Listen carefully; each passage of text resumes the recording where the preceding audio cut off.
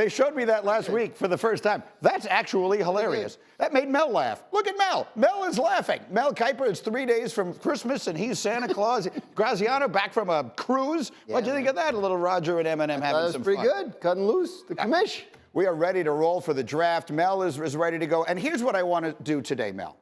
You are always the person being asked questions, right? You go on this show, you go on every show. Mel, walk the streets of Mel Kiper on the day of the draft, and people are just shouting questions at him. Today, I want to turn the tables. I want you to ask the questions. What are your 3 biggest questions going into Thursday night? Hey, a guy that I kept waiting for to get him in the first round, get him in my top 25 big board, get him up in the top 10. J.J. McCarthy. Where does J.J. McCarthy land? What team makes that move? Does he get past 6? Does he drop to Minnesota? Does Minnesota trade up to get him? Does New England audibilize and go away from Drake Maye and take J.J. McCarthy? I have J.J. McCarthy 15 on my big board. Somebody's going to get him in the top 5 or 6. To the Chargers, and Jim Harbaugh let somebody go to 5 and get his quarterback, J.J. McCarthy. It's going to be fun to see where J.J. McCarthy ends up going. The Arizona Cardinals, to get an A draft, have to get a receiver. Okay, do they take a receiver at 4? Do they trade down? Do they trade back up? Monty Ossenfort, GM, likes to do that. But you got to get one of the big 3, whether it's Marvin Harrison Jr., whether it's Malik Neighbors or Romo Dunze. They have to get one of the big 3 elite receivers. They can't get too cute and lose these 3, because if they do, they're not getting an A, they're getting a C-. So the Cardinals have to get an elite receiver. What they do with that 4th pick overall, trading down or keeping it, going to be really interesting. If you look at my 3rd and final question, the quarterback that goes at number 2, which quarterback is it? Is it Jayden Daniels, who I think it will be and should be, or is it Drake Maye? Drake Maye certainly has all the talent in the world, but the struggles late in the year are the reason Jayden Daniels, for me, gets the nod at pick number 2. That's the burning question right now. Pick number 2. New England had 3 of the question as well. But Washington, guys, is doing a great job, I think, delaying it, letting everybody think that they still don't know. Guess what? They do know who they're picking it to, but they're keeping that drama going, that intrigue, and the guessing game going, which is what we all want. We don't want to know. We know 1. We don't want to know 2 until that name is called.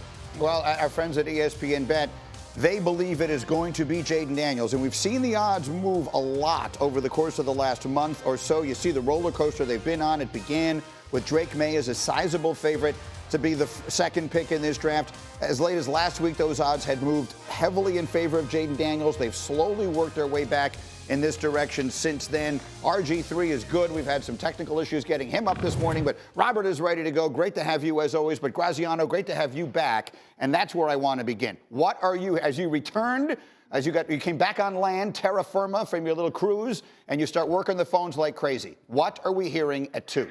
So at 2, I think most people seem to think at this point it'll be Jayden Daniels. To Mel's point about Washington, their decision-making process has been extremely deliberate, right? And they had a unique situation last week where they brought in a bunch of prospects all at once, including 4 of the top quarterbacks all at once, and kind of had them have a day together. I think at this point where Washington, so what happens today and tomorrow with most of these teams is they sort of gather one more time. They go over the medicals one more time. They kind of have this, finalizing meeting where, like, anybody who doesn't think this is a good idea, speak up, right? And then they finally settle on it. So I think Washington has reached that point. Who they have settled on, we will see. Again, most people you talk to think it'll be Jayden Daniels, but they have kept it pretty quiet. So you're saying that without certainty in your voice. That's what I'm. There is one thing I'm certain of in terms of Thursday night, and it is the 1st pick. And so the 2nd becomes interesting. And if you look on the right side of your screen, here's a man who was once the 2nd pick in the draft to Washington. So there he is. He knows a little bit about this. Robert, if you were making that pick, assuming Caleb Williams is off the board at that point, who would you take? Yeah, Greeny, I'm taking Jayden Daniels. And I've been a little frustrated with the conversation because when you look at these 2 guys, they're both tall and athletic. They both have extreme arm talent. They both do really good things athletically. It's just that Jayden Daniels is much better in his pre-snap evaluation at the line of scrimmage, his post-snap decision-making, and he's just a better player right now. So I think they will go with Jayden Daniels. They understand that he makes them a better team. He helps them win today, tomorrow, and 5 years from now. And I'm excited to see him wearing that Commanders colors and really bringing the city back to life.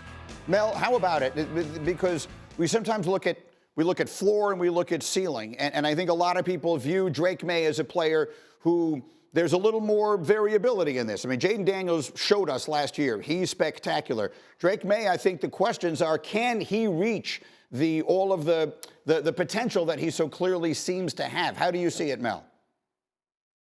I agree with you. Jayden Daniels nailed it. He had a phenomenal year, and I think Drake Maye could have maybe challenged Caleb Williams with a great year, but he didn't. He had struggles against Virginia, NC State, throws that you have to make. He did. Now, he can build on that. Obviously, he can be a great quarterback. There's things he needs to work through. He needs some time. He's 21 years of age. Jayden's 23. Think about Jayden Daniels from start to finish. Didn't have a hiccup. Drake Maye had several hiccups along the way. Late in the year when Tez Walker was in that lineup, and there were no excuses, okay?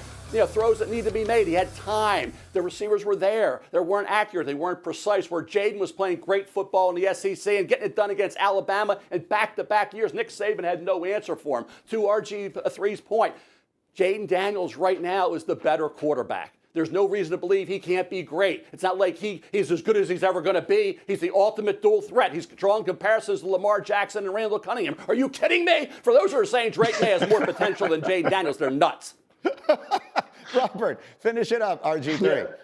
Yeah, Greeny, I just want to tell everybody out there, like, they should have zero concern about what the Commanders are doing and what they did, bringing in the 4 quarterbacks at once. Mm-hmm. Like, I've had a coach tell me this before. When you look at the tape, the highlights are on the film, but the character isn't.